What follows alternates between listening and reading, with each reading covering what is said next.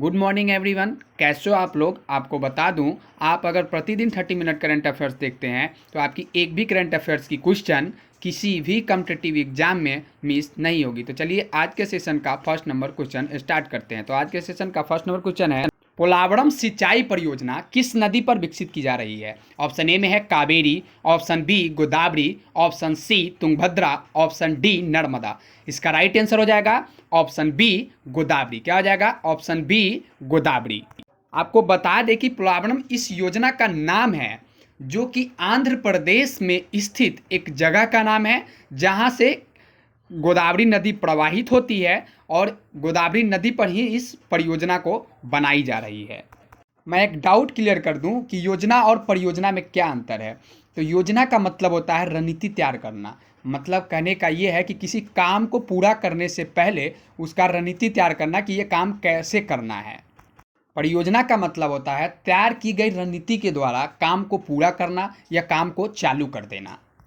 अगर एग्जाम्पल के तौर पर आपको बताया तो जैसे आप बिहार के रहने वाले हैं और आप दिल्ली जाने की सोच रहे हैं तो सोचना आपकी क्या हो गई? योजना हो गई। लेकिन आप अगर दिल्ली पहुंच गए और या दिल्ली जाने के लिए घर से निकल चुके हैं तो ये आपकी परियोजना हो गई। क्या हो गई? परियोजना। पोलावरम सिंचाई परियोजना गोदावरी नदी पर विकसित की जा रही है। राजनीति आरोप प्रत्यारोप के कारण परियोजना चर्चा में है।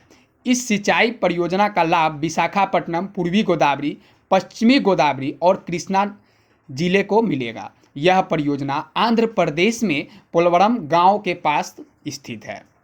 अब आप इस मानचित्र की सहायता से देख सकते हैं कि भारत के मानचित्र में आंध्र प्रदेश कहाँ स्थित है। और जब आप मानचित्र को जूम करेंगे यानी कि आंध्र प्रदेश को देखने के लिए पूरी तरह से जूम करेंगे गूगल मैप पे तो आपको आंध्र प्रदेश की वो स्थान दिखेगी जिसको पोलावरम परियोजना से लाभ होने वाली है। विशाखापट्टनम हो गया, ईस्ट गोदावरी हो गया, वेस्ट गोदावरी हो गया और ये है कृष्णा। चलिए अब आपको हम इस परियोजना का लुक दिखाते हैं। आप ये इमेज के माध्यम से देख सकते हैं जिस प्रकार की परियोजना गोदावरी नदी पर तैयार की जा रही है। चलिए नेक्स्ट क्वेश्चन की ओर बढ़ते हैं। नेक्स्ट क्वेश्चन है, एटमॉस्फेरिक इन्वायरमेंटल पत्रिका में प्रकाशित अध्ययन के अनुसार ब्लैक कार्बन निम्नलिखित में से किसके लिए जिम्मेदार है? ऑप्शन ए में है पर्यावरण संतुलन, ऑप्शन बी समय पूर्व मृत्यु, option C cancer, option D मधुमेह। इसका राइट आंसर हो जाएगा ऑप्शन बी समय पूर्व मृत्यु। समय पूर्व मृत्यु कहने का अर्थ है कि समय से पहले, निर्धारित समय से पहले ही किसी का मृत्यु हो जाना, चाहे किसी जीव जंतु का मृत्यु हो जाना।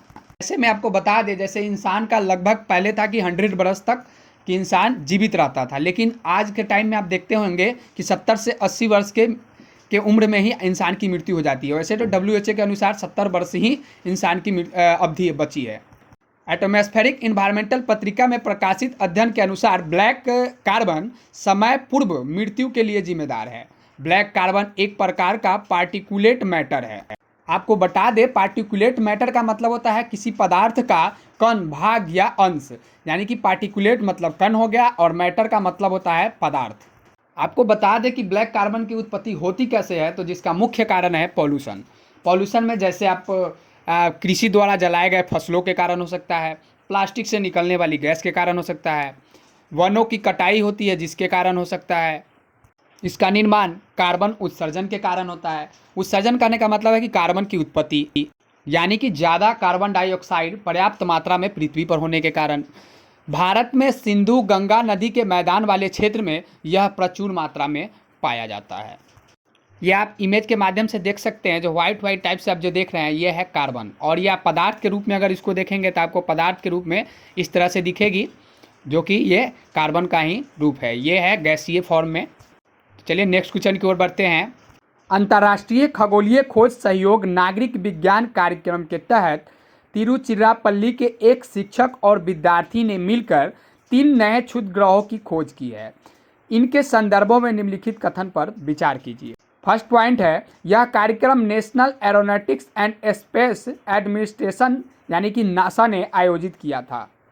तीनों क्षुद्र ग्रह को अस्थायी रूप से BBM2101, BBM2102 और BBM2103 नाम दिया गया है।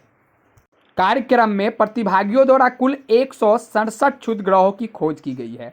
इसका राइट आंसर हो जाएगा ऑप्शन सी 2 और 3।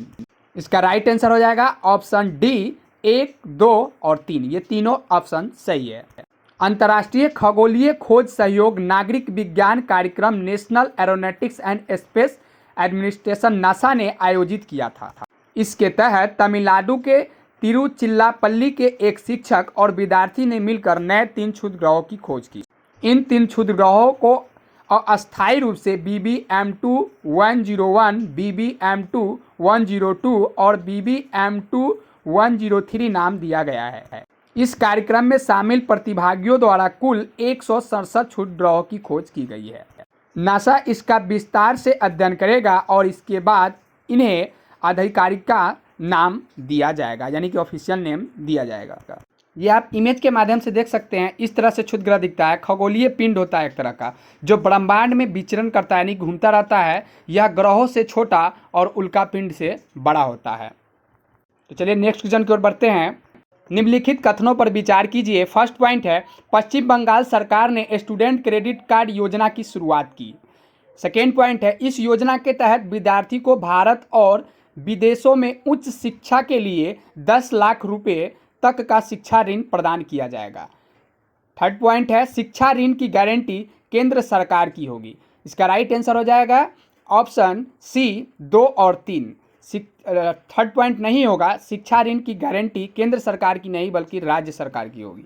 पश्चिम बंगाल सरकार ने स्टूडेंट क्रेडिट कार्ड योजना की शुरुआत की है। इस योजना के तहत विद्यार्थी को भारत और विदेश में उच्च शिक्षा के लिए 10 लाख रुपए तक शिक्षा ऋण प्रदान किया जाएगा।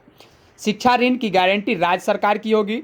योजना में सभी पाठ्यक्रम शुल्क, ट्यूशन और छात्रावास शुल्क, किताबों और लैपटॉप के लिए खर्च को कवर किया जाएगा। ऋण की पूर्ण भुगतान की अवधि 15 वर्ष की होगी। 40 वर्ष की आयु तक के व्यक्ति इस योजना का लाभ उठा सकते हैं। आप ये मानचित्र की सहायता से देख सकते हैं कि पश्चिम बंगाल भारत के मानचित्र में कहाँ स्थित। चलिए नेक्स्ट क्वेश्चन की ओर बढ़ते हैं। राष्ट्रीय चिकित्सा दिवस कब मनाया जाता है? ऑप्शन 1 में है 1 जुलाई, बी 2 जुलाई, सी 3 जुलाई, डी 4 जुलाई। इसका राइट आंसर हो जाएगा ऑप्शन ए 1 जुलाई। राष्ट्रीय चिकित्सा दिवस 1 जुलाई को मनाया जाता है। यह दिवस चिकित्सा और पश्चिम बंगाल के दूसरे मुख्यमंत्री डॉक्टर बिधान चंद्र राय की जयंती के और पुण्यतिथि के अवसर पर मनाया जाता है। यह दिन डॉक्टर और स्वास्थ्य कर्मियों को समर्पित है, जो कि अपनी जान जोखिम में डालकर लोगों की सेवा करते हैं। राष्ट्रीय चिकित्सा दिवस भारत में पहली बार 1 जुलाई 1991 को इंडियन मेडिकल एसोसिएशन यानी IMA द्वारा मनाया गया था।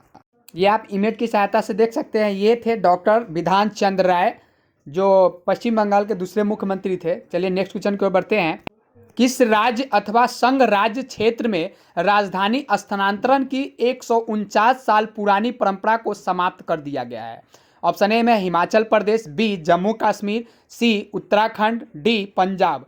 इसका राइट आंसर हो जाएगा ऑप्शन बी जम्मू कश्मीर। स्थानांतरण का मतलब होता है एक जगह से दूसरे स्थान पर ले जाना किसी चीज़ को। जम्मू कश्मीर में राजधानी की स्थानांतरण परंपरा को समाप्त कर दिया गया है। राजधानी स्थानांतरण की इस प्रक्रिया में जम्मू श्रीनगर राजमार्ग में ट्रकों से सैकड़ों फाइलों को ले जाया जाता था। श्रीनगर और जम्मू कश्मीर के बीच राजधानियों के स्थानांतरण की 149 साल पुरानी परंपरा समाप्त की गई है। इसे दरबार मूव के नाम से जाना जाता है, यानी कि स्थानांतरण की जो परंपरा थी उसको दरबार मूव के नाम से भी जाना जाता है। ऐसा माना जाता है कि डोगरा सम्राट महाराजा गुलाम सिंह ने 1872 में राजधानी को स्थानांतरित करने की परंपरा की शुरुआत की थी। ये मानचित्र की सहायता से आप देख सकते हैं कि जम्मू कश्मीर भारत के मानचित्र में कहाँ स्थित। चलिए नेक्स्ट क्वेश्चन की ओर बढ़ते हैं। 4 फीट लंबी सिपना डॉल्फिन ओडिशा के पारादीप में भीतर कनिका राष्ट्रीय उद्यान में मृत पाई गई। इसके संदर्भ में कौन सा कथन सही है? स्पिनर डॉल्फिन का वैज्ञानिक नाम स्टेला लॉन्गिलास्ट्रस है। यह दुर्लभ डॉल्फिन है। ओडिशा में इनका संरक्षण किया जा रहा है। स्पिनर डॉल्फिन स्तनपायी नहीं है।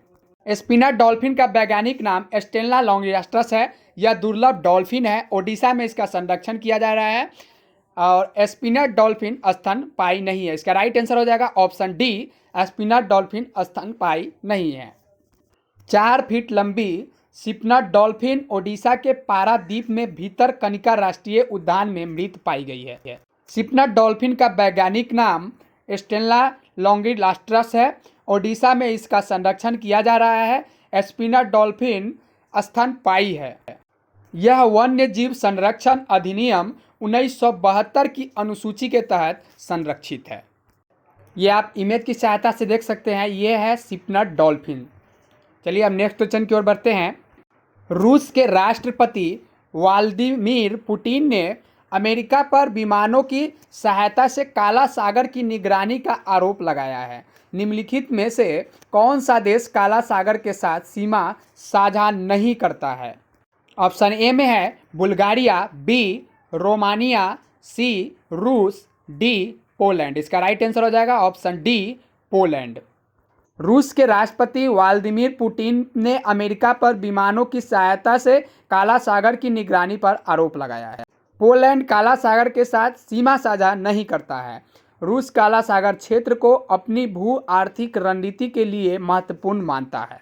आर्थिक और व्यापारिक रूप से रूस काला सागर पर निर्भर है। ये आप मैप की सहायता से देख सकते हैं, इंडिया से किस तरफ है ब्लैक सी और रसिया से। इंडिया से आप इसको नॉर्थ वेस्ट की तरफ भी बोल सकते हैं ब्लैक सी को, और बगल में इसका कौन कौन सा कंट्री है? तुर्की है, पोलैंड है। चलिए नेक्स्ट क्वेश्चन की ओर बढ़ते हैं। मध्य प्रदेश सरकार ने वर्ष 2021-22 के कला पंचांग में मध्य प्रदेश की जनजातियों के प्रकृति से लगाव के चित्रण को प्रकाशित किया गया है। पंचांग के कवर पेज पर कर्मा नृत्य पर बनाई गई पेंटिंग को जगह दी गई है। यह पेंटिंग किसके द्वारा बनाई गई है? ऑप्शन ए में है भूरी भाई, बी में है ननुक सिया श्याम, सी में है नर्मदा प्रसाद टेकाम, डी में है कलाबाई श्याम। इसका राइट आंसर हो जाएगा ऑप्शन डी कलाबाई श्याम।